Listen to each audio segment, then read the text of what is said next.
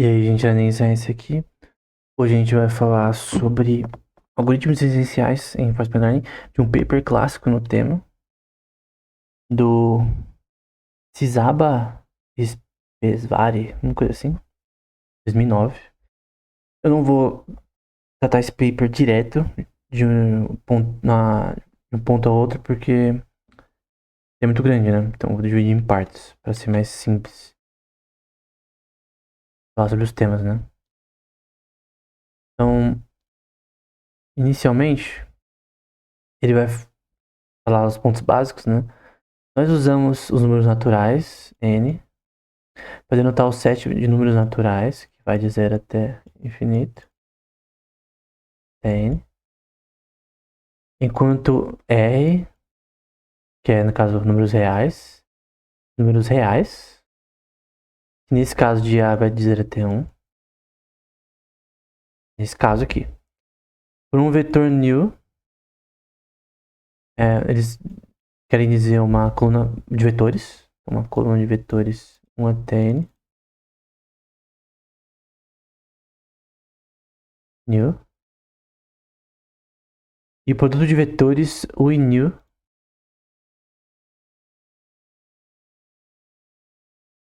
dentro dos números reais, como dessa forma. O inner product, né? Produto interior. Opa. Sempre confundo o Y com o new. Pronto. E vai ser igual a soma do produto de ambos.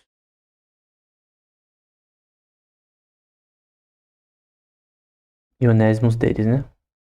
0 até n. Resultando, você pode usar o norm, né? Então você pode usar... norm eu já expliquei em outra aula. Dos dois, enfim, partes básicas aí. Em relação desse contexto.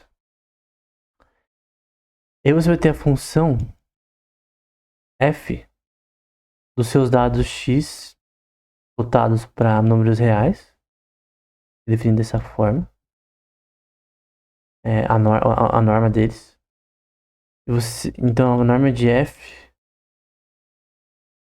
vai ser o suprimo, que é traduzido assim, fica menor como sup. Eu já vou explicar o que é, tá? Dos seus dados dentro do conjunto global de dados da função f de x. Então tem aí, boa. Eu vou explicar o que é sup. É basicamente uma função do espaço de algoritmos que você vai rodar. E também um mapeamento entre espaços métricos, que a gente vai para Measure Theory. Então, espaços métricos. Um M2D2. Que no geral vem de 0 até 1. Normalmente a gente define o 1000 nesse contexto de 0 até 1. Que é um espaço probabilístico de recompensas que vão ser dadas. Né? E outras definições ali. Ele vai dizer: se new é igual a new θ x, então tu pode representar a derivada disso, da do Taylor, que são os parâmetros do nosso sistema. A gente pode fazer uma... Essa daqui é a derivada parcial de new a respeito de Taylor. Então, dado uma estrutura topológica que você vai rodar esse aprendizado, então tu tem o seu gradiente aqui rolando, tu tem Taylor, que é a estrutura topológica desse sistema. Tu pode fazer a derivada parcial disso, de um vetor que roda nesse contexto. Em que tá dentro dos números reais também, obviamente. Ok. E ainda pode calcular um gradiente. Θ é continuamente diferenciável. Ambiente de números reais.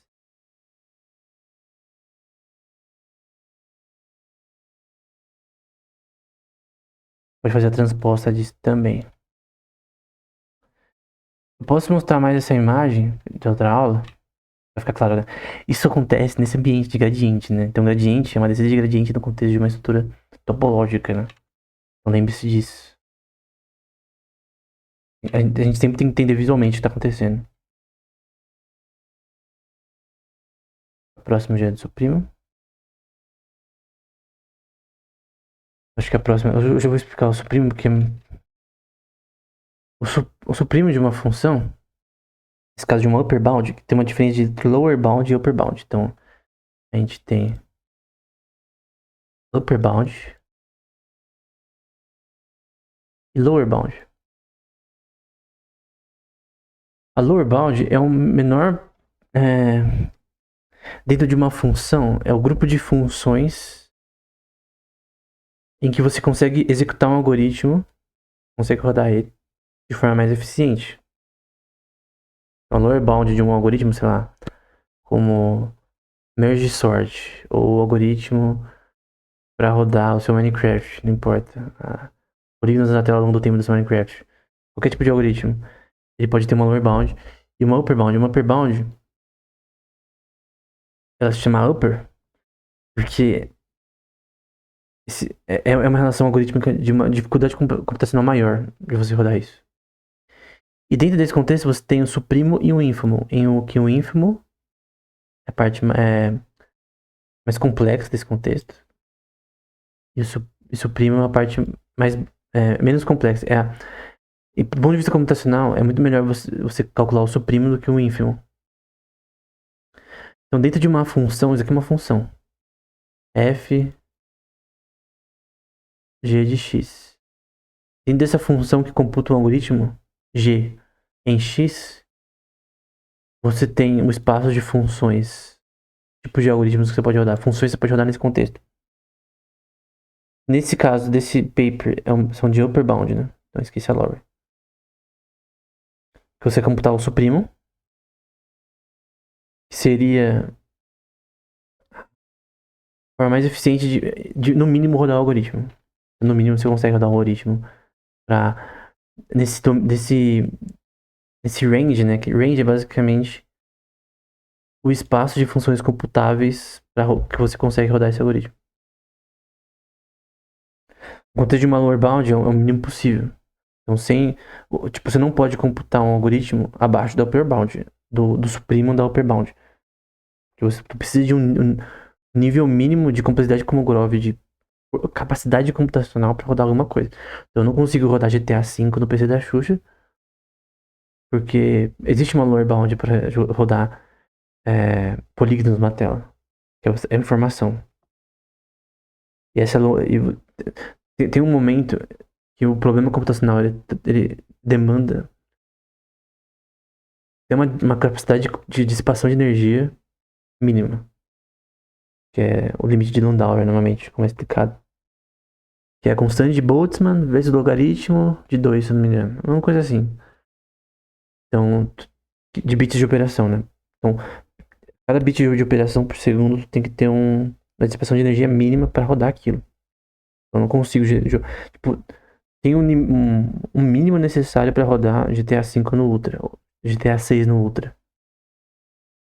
E nunca você vai fazer um algoritmo, a não ser que P seja igual a NP, que você consiga rodar em qualquer tipo de máquina, Celeron, sei lá, sem placa de vídeo nem nada, um GTA 6 no Ultra.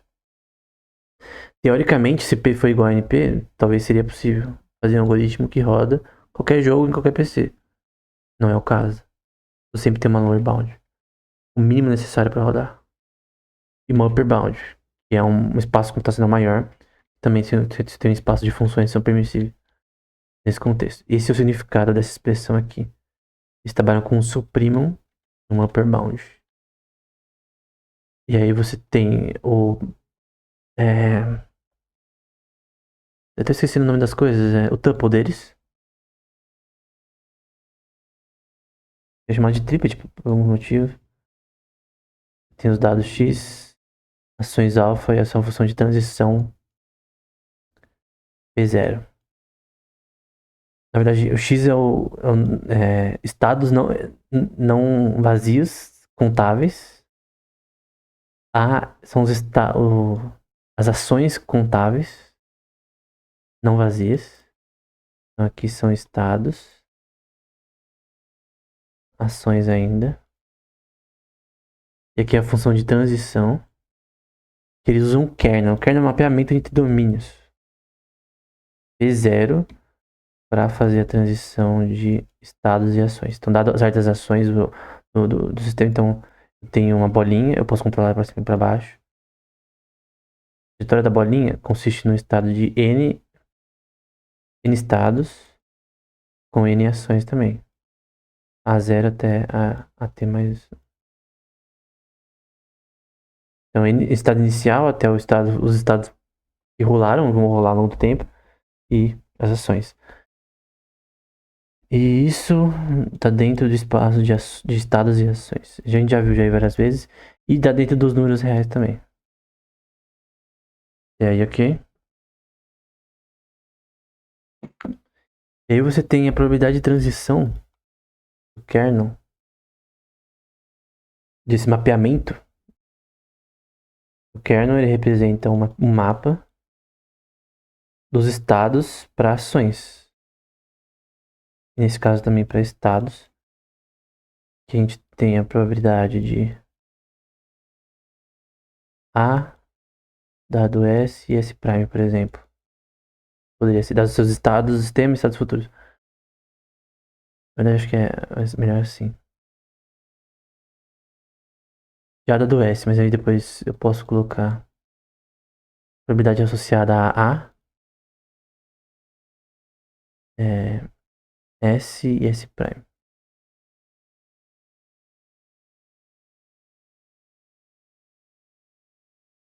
E aí você vai ter essa relação de probabilidade de movimentação do personagem com os estados, ações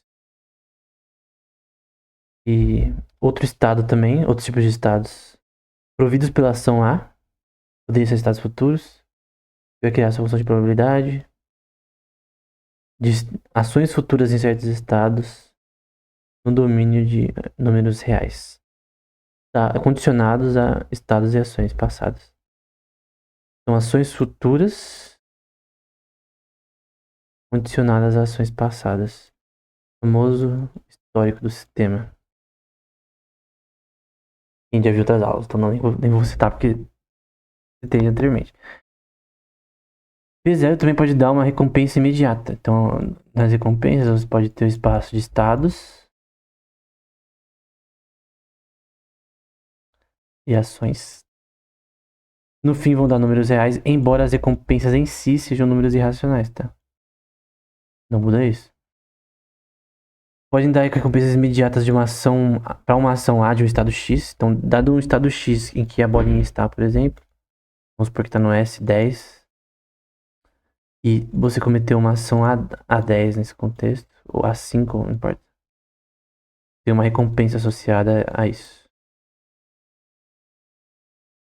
E vai ser dado como a recompensa dentro dos estados e ações do sistema como o valor esperado das recompensas dados os estados do sistema, né?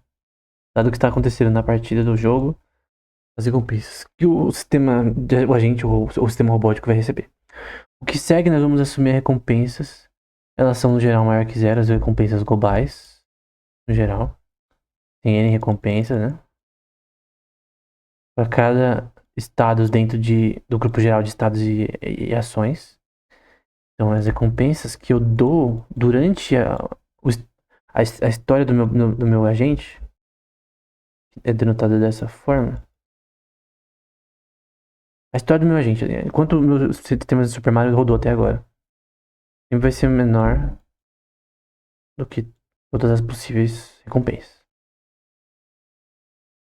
E aí, é imediato que essas recompensas randômicas são associadas a.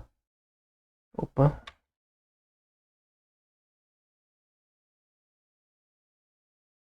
A norma das recompensas. Nossa, cara, tá difícil o negócio.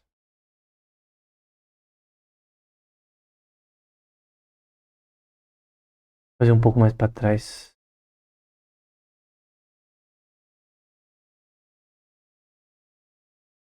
Com o suprimo, né? De uma upper bound. Então, eu vou rodar esse programa no mínimo. O mínimo necessário para rodar esse programa.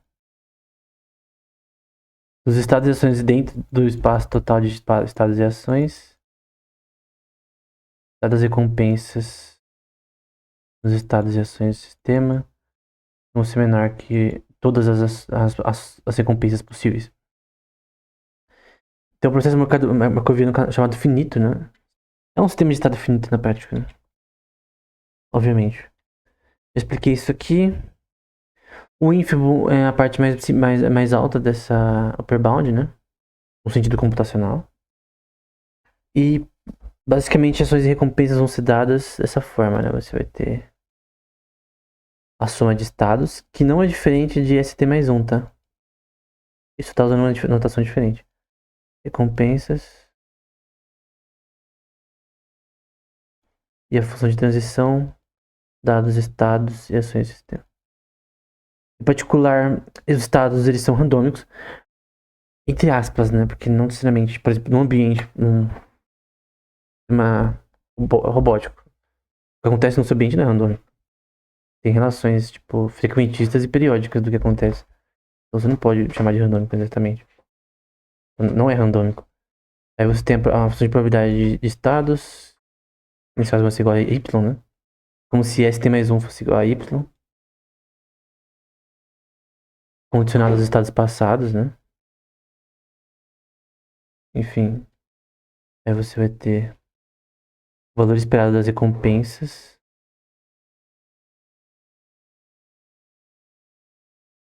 Dados os seus estados do sistema. Então, as recompensas são dadas conforme o programa vai rodando. Conforme, sei lá, o Super Mario vai agindo e fazendo ações boas ou ruins. Vai ter penalidades e outras recompensas. E isso vai ser igual às recompensas ao longo do tempo, obviamente. Então, isso aqui só está descrevendo. Ao longo do tempo, o agente vai recebendo recompensas associadas às ações que ele faz ao longo da gameplay, por exemplo. A famosa função de desconto, né? Vai ser a soma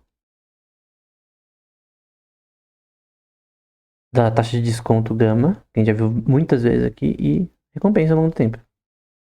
Gama é menor que 1. E gama vai de 0 até 1.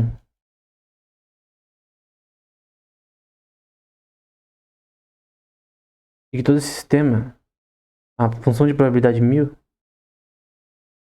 Ah, merda.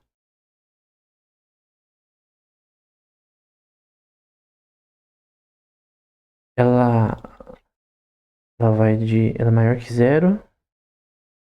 Ela vai de 0, na verdade, até 1 menos gama. Já vimos em outra aula, né? Ele vai dizer... um exemplo, né? Ok. Onde a gente poderia aplicar um algoritmo de reinforcement learning? Isso aqui é um paper dos anos 90, por sinal. 2006, perdão.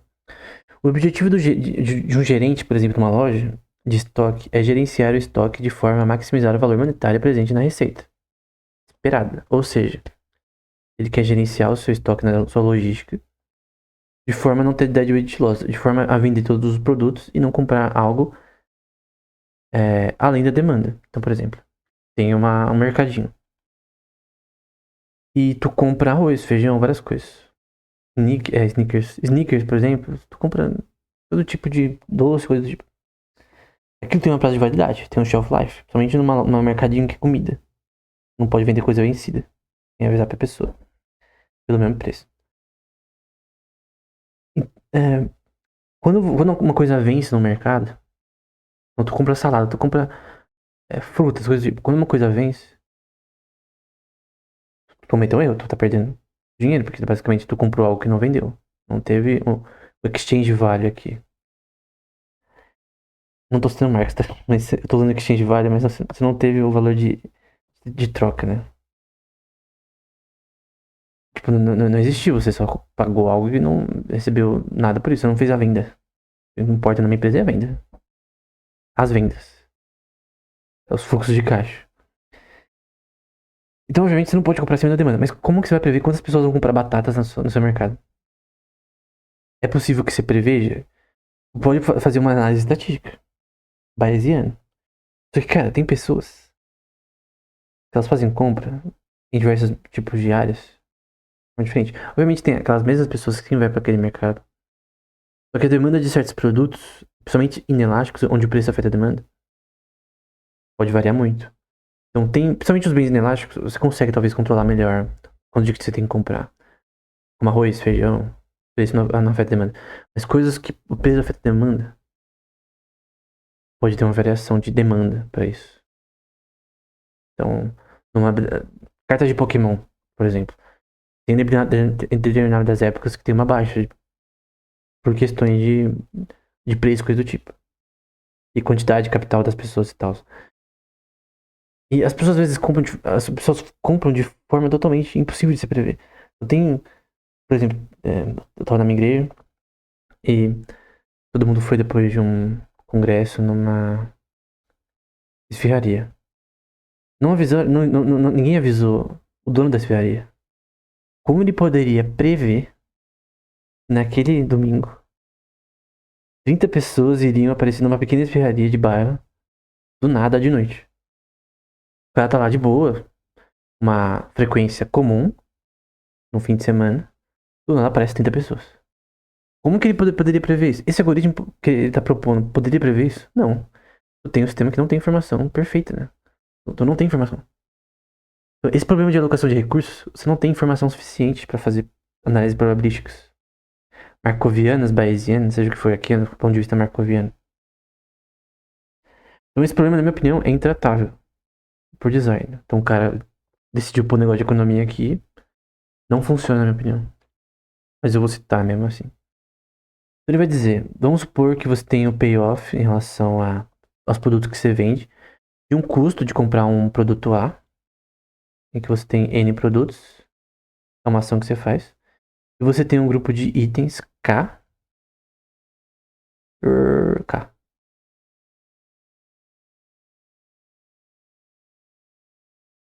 Uma vontade de jogar Dark Watch agora. Então, que são maior que zero, obviamente. O seu estoque não pode ser zero, senão você não tem vendas, né? Tomara que seja zero no momento, mas não, isso não vai, você vai poder perder vendas, né? Então, basicamente, eu prefiro que acabe o estoque do que não vender o estoque, né? Óbvio. Então, esse aqui é o conjunto de itens que você tem. Então, tem um custo fixo de ordenar itens, coisa do tipo. C. K e C são maior que zero, o preço dos itens e a quantidade de itens. E o custo de segurar esse inventário, porque tu tem. Porque até esse inventário seja um inventário off-shelf, né? Fora do seu negócio, sei lá. Tem um custo de inventário. Um custo para manter aquele inventário. As pessoas que mantêm aquele inventário, se for uma loja muito alta. Então tem um custo de adquirir mercadoria, de armazenar mercadoria no longo prazo. E basicamente isso. E você quer vender essas mercadorias. Você tem um custo de inventário, mercadorias M e um preço fixo C disso daí. A ação AT dá o número de itens ordenados naquele dia T. Então eu tenho o grupo global de ações 1 até N, em que T é de 0 até N. Então, eu tenho uma relação temporal, né? O espaço temporal, vamos supor que seja uma semana, sei lá. Ou 30 dias, ou por 30 dias. E eu posso usar N ações, né? Então, ao longo dos meus estados do sistema, que a gente pode anotar como x mais 1 aqui, ou por ST mais 1, porque é melhor. ST mais 1 vai ser igual a ponto global de estados. Quais são os estados desse sistema? O inventário. Do que envolve em redor do meu negócio, de inflow e outflow de mercadorias. Outflow é venda, né? Mas as ações que eu cometo e também as ações que eu escolho menos o inventário. O inventário tem que sumir, né? Eu tenho que fazer menos o inventário. Essa parte aqui. Então, o ponto é, ao longo do tempo, do meu estado do sistema e ações que eu cometo, eu quero saber quantos de itens eu comprei, quantas de ações eu faço que diminui meu inventário.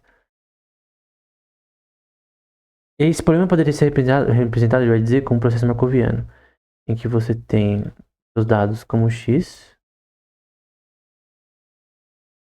n estados, dentro dos números naturais, e normalmente isso é normal, tá? Isso aqui é interessante, porque os artigos posteriores, quando você coloca os estados do sistema, eles colocam como números naturais. É interessante que m seja dentro dos números naturais. Enquanto recompensas estão dentro dos números reais. E o seu output, números. Não, perdão, números irracionais, a sua recompensa. Aqui é R, tá? Eu vou fazer de novo, velho.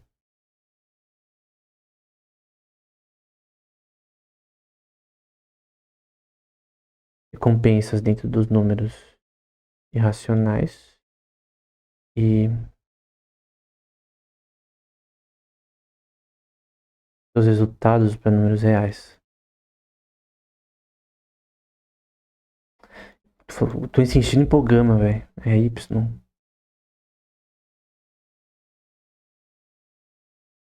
Enquanto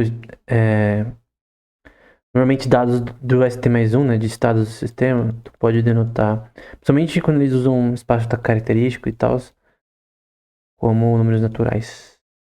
Que interessante. Então você usa números naturais, irracionais e depois reais em reinforcement learning, em alguns contextos, né? E aí, M dentro de N é o número máximo de inventário. Então, esses dados são inventário. Vamos supor que eu tenho 126 caixas de prismáticas de Pokémon. Tô jogando muito Pokémon TCG, talvez. Então, tenho 120 caixas. Devo comprar mais, já que tem demanda. Eu tenho um custo de operação, né? Não posso ter um custo maior do que o que eu tenho de inflow de capital, eu fui custo de caixa. Se não tem vendas naquele mês eu gasto muito, vai dar merda. Pra pagar juros de dívida e coisa do tipo. Você pegou capital, principalmente você tem uma loja de Pokémon TCG. Então, o ponto é, eu posso usar um algoritmo para calcular o quanto de inventário eu devo ter pra, em relação à minha demanda futura. Eu tenho dados sobre a demanda futura aqui. Eu posso realmente fazer um algoritmo que calcula a minha demanda futura provável, com base no histórico, talvez, de forma bayesiana, talvez nesse caso seria um processo markoviano parcial, né? POMDP, talvez. Eu posso fazer isso? Na minha opinião, não. Você pode fazer algoritmo, né? O algoritmo tá aqui. Ele faz algoritmo, ele faz explica. Na minha opinião, isso é impossível. Alocação de recursos com reinforcement learning é probabilidade markoviana é impossível. Eu já disse num comentário, eu acho, de um vídeo recentemente, isso daí. É impossível. Esquece probabilidade na economia. Não funciona. Então tu vai ter no fim dead weight loss. O que é dead weight loss? Produto que vence, cara. Isso aqui é produto que vai vencer. Porque você, na curva de oferta QSS aqui, de demanda, tu calculou errado e você teve uma oferta acima da demanda naquele momento. Dead weight loss. Perda de produto que vai pra merda. Então não é tão aplicável na economia, na minha opinião. Outros talvez falam diferente. Bem. Talvez seja mais aplicável numa situação de apostas, por exemplo. Então um apostador entra, tem até um anime de apostar. De apostar. Eu tava vendo um mangá, parece. Isso que o cara aposta. Vamos supor que você tem um jogo que você pode ter uma fração de ações AT dentro do espaço de 0 até 1 recompensa. Ou 1 menos gama. Em que você tem a sua, o lucro, a sua riqueza atual, quanto que você tem para gastar, seu budget, que é finito, né? Não tem dinheiro infinito. A não ser que você seja um keynesiano. De XT maior que zero. Então, sua quantidade de dinheiro é maior que zero. E você tem a probabilidade de pegar o que você investiu de volta, como teoricamente apenas, que senão a gente vai para a teoria dos jogos. A probabilidade 0 até 1, com a probabilidade de perder 1 menos P, que é padrão em teoria da probabilidade, né? 1 menos a probabilidade de perder, que vai ser 0 alguma coisa. Então, 0.5, 0.4, 0 ponto alguma coisa. E a fortuna se evolve dos estados do sistema, xt mais 1, vai ser igual a 1, mais os estados ao longo do tempo. Tem que ser S, eu acho que é outra coisa. E AT, as ações que você comete. Os estados do jogo ao longo do tempo e as ações que você comete ao longo do tempo. Porque obviamente o que importa pro cara que tá fazendo a aposta é as ações que ele comete pra ele vencer determinados jogos de azar. Ou apostas de jogos, investir em basquete, sei lá, enfim. Aqui, ST é maior que 1, o tempo disso. Uma sequência de variáveis randômicas, de binária. Isso aqui vai ser igual a P. O objetivo do apostador é maximizar a probabilidade que a sua riqueza, W, seja o máximo maior que zero. Ou igual a zero, ferrou. Então basicamente perdeu tudo. Que é a pior. Talvez o pior seja a DV, né? Mas talvez a pior coisa que pode acontecer para o apostador é ele perder tudo. Ele ir em Las Vegas e perder tudo. E a reserva inicial é tanto de dinheiro. W prime. Maior que zero.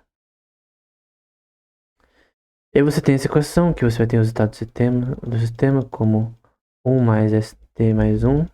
As ações, estados e a quantidade que eu posso gastar ainda nas apostas. XT vai ser maior, os estados XT vai ser maior que zero e menor que W, é a riqueza que você tem. Imediatamente a recompensa é zero se XT mais 1 for menor que W, for menor que o quanto tem dinheiro, né? Aí vai virar uma relação binária, né? Você dá a recompensa caso XT seja menor que W. E XT é o passado, né? O tipo de passado seja menor que W. Eu ainda tenho dinheiro pra gastar. E que XT mais 1 seja igual a W.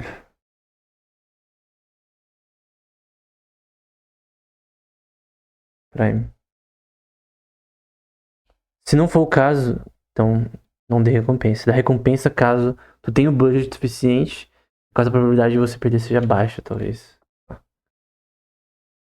Se nós colocamos a função de desconto gama para 1, essa recompensa da trajetória vai ser de 1 ou 0, dependendo de W. Então, conforme W muda, o XT pode ser menor que W ou igual a W. Tu tem probabilidade de você ainda ter recompensa. E assim o valor esperado da probabilidade dele conseguir a vez daí é W prime.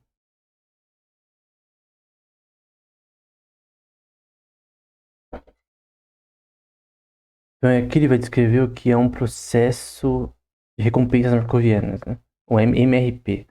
Então você tem o par de dados e a função de transição. Outra coisa, esse ST mais 1 aqui eram estados randômicos, tá? Só pra adicionar. Eu não expliquei anteriormente. Que tem uma probabilidade dos estados nos números reais em si, que é o output no fim do número real aqui. E aqui você tem um processo estocástico de XT, estados ao longo do tempo e recompensas, com T maior que ou igual a zero. Onde isso vai ser uma distribuição de probabilidade na prática, né? Basicamente isso.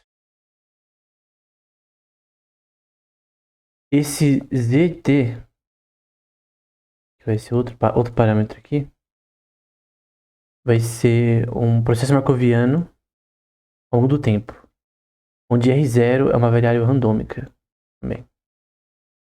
Outro ponto. Aí você vai ter uma função de transição com um kernel, que vai ser descrito como os dados x e p de π0. E no fim você vai ter, eu vou colocar outra cor, a soma de ações em A, um grupo global de ações, a policy P, em que você tem ações dados dos estados do sistema, que você quer melhorar, e a função de transição. Só mudou realmente a forma de falar, mas é o mesmo algoritmo. Aí você tem a função de valor. Vai fazer um mapeamento dos estados para números reais. E aqui você tem a função de valor como valor esperado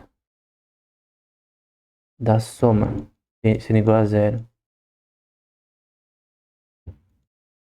da taxa de desconto gama T, as recompensas, daqui a gente viu várias vezes, condicionadas aos estados no geral.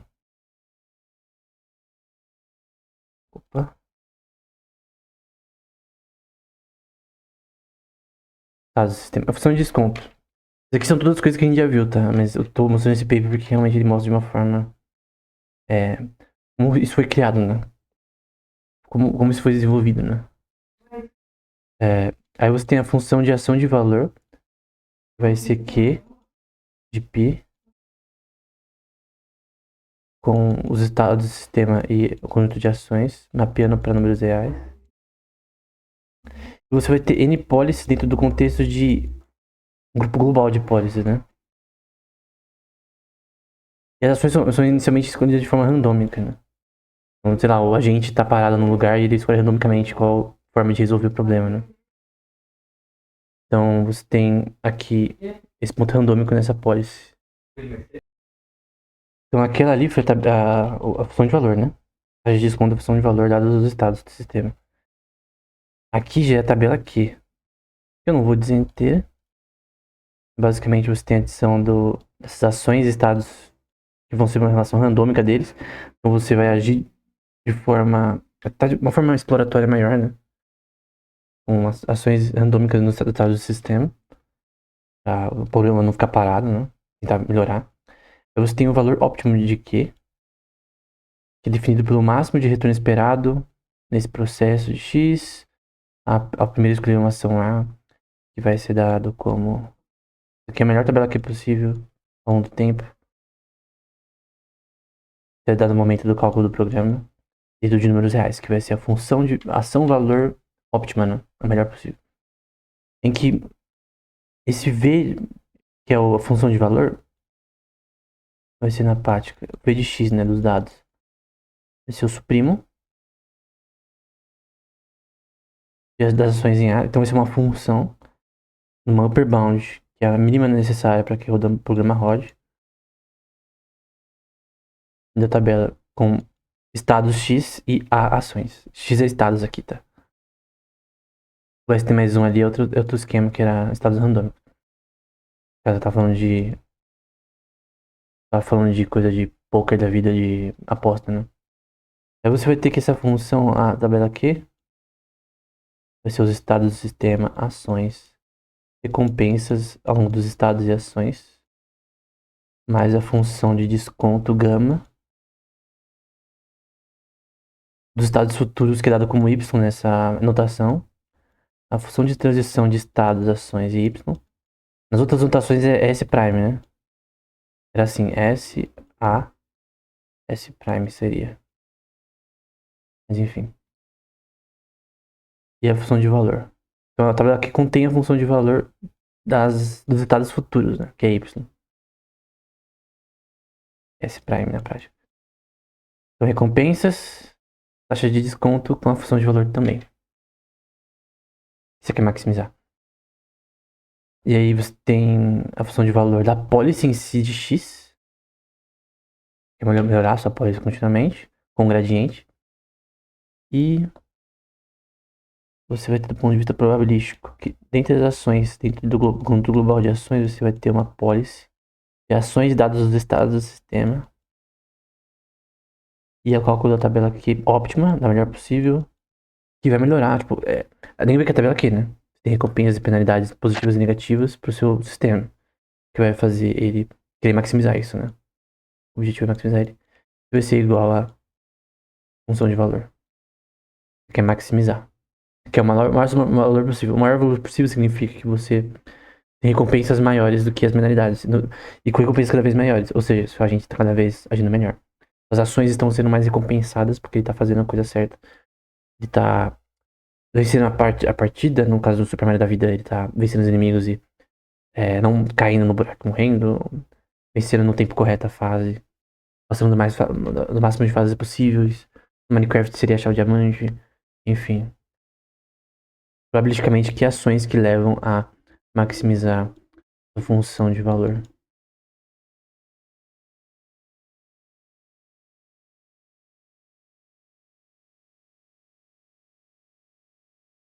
E aí, note que na equação 8, relação de π com x, tem um set de ações derivam Q, né? Que é a tabela Q. Então, Q vai ser uma função, né, de x dos estados do sistema para números reais. E vai considerar ações que são randômicas, né? Greedy actions, ações randômicas. Vai falar posteriormente. Eu vou falar sobre a equação de Bellman agora para terminar. Então, imagine que você tem o tuple que a gente viu, que são os estados do sistema, ações e função de transição. Displacement desse personagem, etc.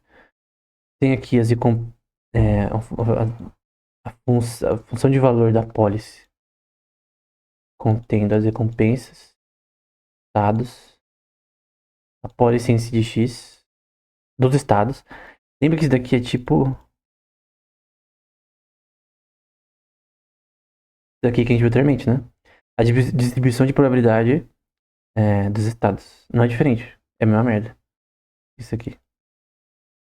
Mais gama. Gama dos estados futuros, que é Y aqui, tá? Aqui é gama. Aqui é Y. Estados futuros em X. Esse tem mais uma prática. E a função de transição de X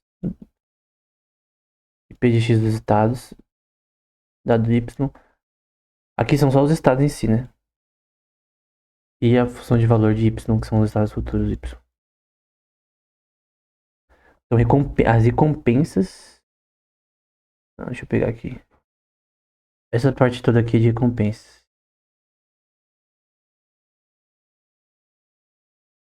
Essa parte toda aqui de recompensas. As recompensas e taxas de desconto. Que é uma função de recompensas imediatas. E aí você tem a equação de Bellman, um operador, VCT de π, que vai ser um mapeamento de números reais de x para x. Entre esse domínio, né, vai ter mapeamentos de números reais nesse contexto. E que você tem o mesmo sistema, você tem as recompensas, taxa de desconto e a função de valor. Eu estava dizendo que isso aqui é um mapeamento de números reais. E aí você tem, na prática,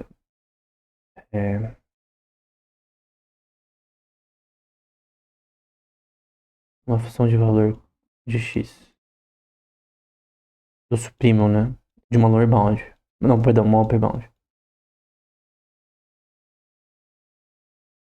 Das recompensas, estados, ações e a taxa de desconto. Função de transição. E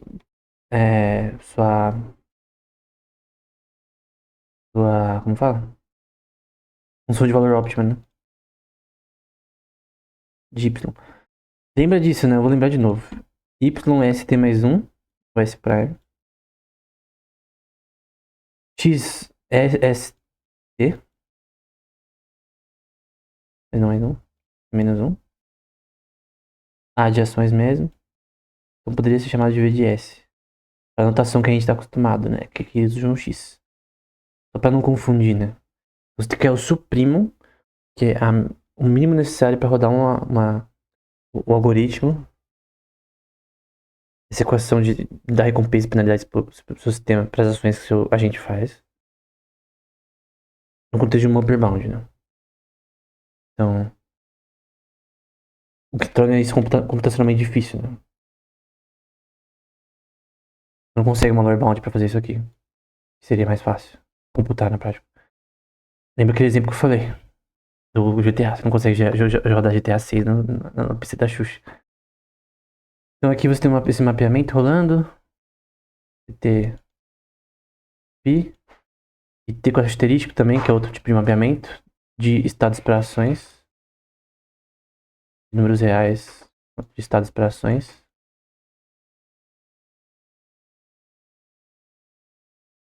Por fim, isso vai ser igual às recompensas dos estados e ações do sistema, mais a função de desconto,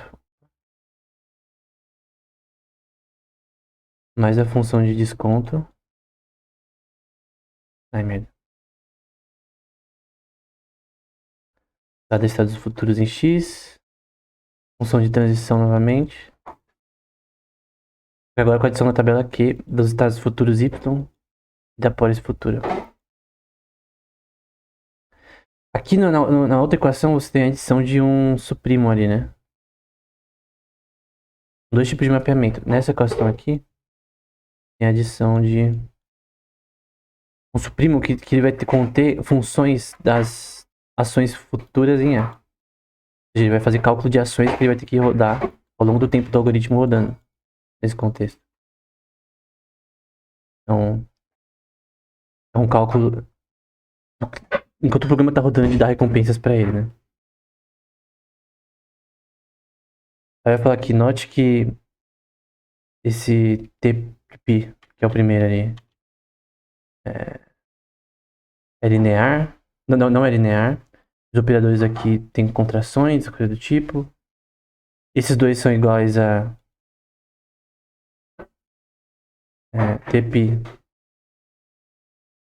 de Q da pólice é igual a própria tabela Q da pólice. No fim, isso daqui vai virar uma dynamical programming, né? Programação dinâmica que a gente vai ver na próxima aula. Então, essas relações aqui de igualdade nesse contexto. Então era isso. Essa é a primeira parte desse artigo. Na próxima aula, se Deus quiser, amanhã eu faço o resto, né? Porque é só tipo, as primeiras 20 páginas, algo assim. É isso, até o próximo episódio. Mas lembra que a notação muda, mas o sentido é o mesmo. E a adição do suprimo, né? Que normalmente não tem as equações, mas em relação à computação, velocidade de computação possível ali numa upperbound.